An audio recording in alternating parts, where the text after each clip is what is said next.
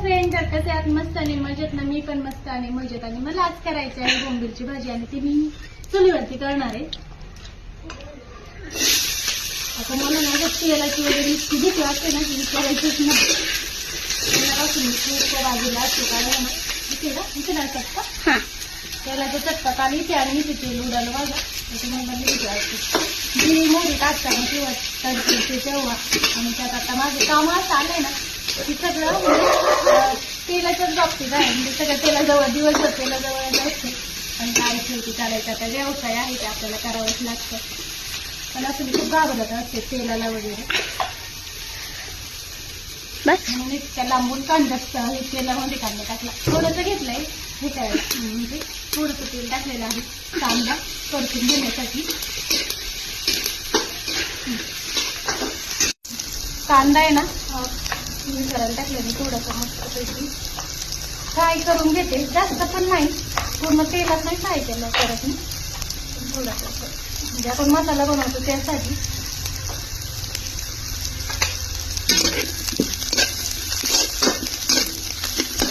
आणि पुन्हा मी तेलामध्ये पण व्यवस्थित परतून घेणार आहे. ते जास्त जास्त परतून देणार नाही, थोडासा फक्त जास्त देणार. आमच्या कॅमेरामॅनने ना खोबरंही करून घेतलंय, किसून घेतलंय. मी बाकीचं कापलं पण तिने अगोदरच किसून घेतलं होतं. म्हणलं ते पण यातच ऍड करावं, होऊन जाईल. कारण डबल तीन मध्ये काय होईल कढईमध्ये थोडं जळून जाईल ते. त्यासाठी मी कांद्यामध्ये मिक्स केलंय. तेवढंच टाकलं असतं ना ते जळून गेलं असतं लगेच. कारण ते काही गॅस नाहीये फ्लेम कमी जास्त करायला. यामध्ये चांगलं मिळून पण येईल व्यवस्थित आणि जळणार पण नाही. आणि कांदा पण बरोबर परतून होईल, काय होईल थोडासा. हे ना कांदा आणि खोबरं मिक्स केलेलं आहे. आणि हे मी म्हणजे यात पण खोबरं हे किसलेलं आहे. आणि हे जे मी काप करून घेतलेत ना ते बाजूला हे केलं, कारण ते यात झालंच नसतं, म्हणजे चांगलं करपलं नसतं. कोथिंबीर आणि लसूण आहे, तर हे मी वाटण करून घेणार आहे. आणि इकडे तेलकट वगैरे आहे, जास्त काही नाही.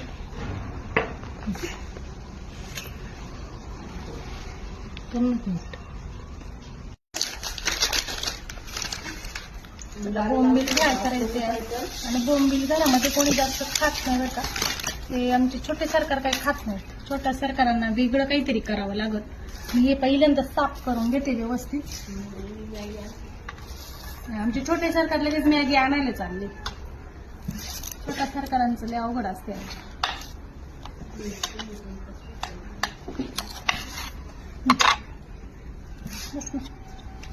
बोंबील नाही साफ करून घेते.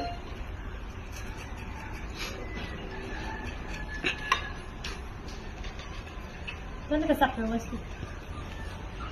एवढं मोठं नाही ठेवणार मी त्याचा तुकडा करून.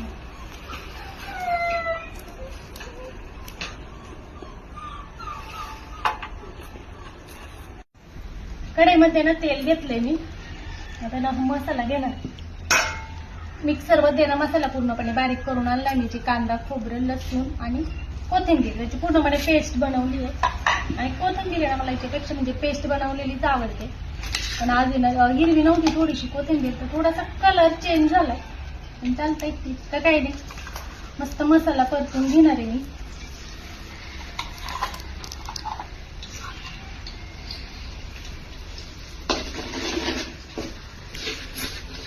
कारण म्हणजे मसाला जितका व्यवस्थित हे होईल ना, तेल सुटेपर्यंत परतून घेऊ आपण, तितकं भाजी टेस्टी.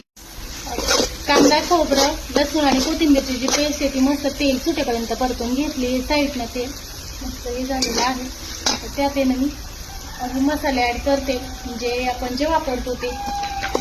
प्रत्येकाचे खूप वेगवेगळे मसाले असू शकतात वापरण्याचे. कोणाचा घरचा मसाला असतो, कोणाचा कांदा लसूण म्हणजे वेगवेगळे, म्हणजे ज्याची त्याची पद्धत असते बनवण्याचे वापरतात. ज्याला जो आवडेल तो, त्याला जी टेस्ट आवडते त्या टेस्टसाठी कांदा लसूण मसाला, चटणी मसाला आणि मिरची पावडर हळद पावडर इतकंच ऍड केलेलं आहे. त्यात जास्त काही नाही, फक्त मसाले मी ऍड केले. आणि हे पण पुन्हा मी केलेलं तिथेपर्यंत छान परतून घेऊया हा पण मसाला. परत लवकरच एक तेल घ्यायला लागले. ते बोंबील आहे ना ते पण मी मस्तपैकी गरम पाण्याने धुवून घेतलेले आहे. म्हणजे थोडासा त्याचा वास कमी येईल म्हटलं. मीठ पण यातच ऍड करणार आहे, म्हणजे ना बोंबील पण छान होते, म्हणजे मीठ वगैरे छान लागेल आणि टेस्ट पण छान लागेल बोंबीलची, त्यासाठी.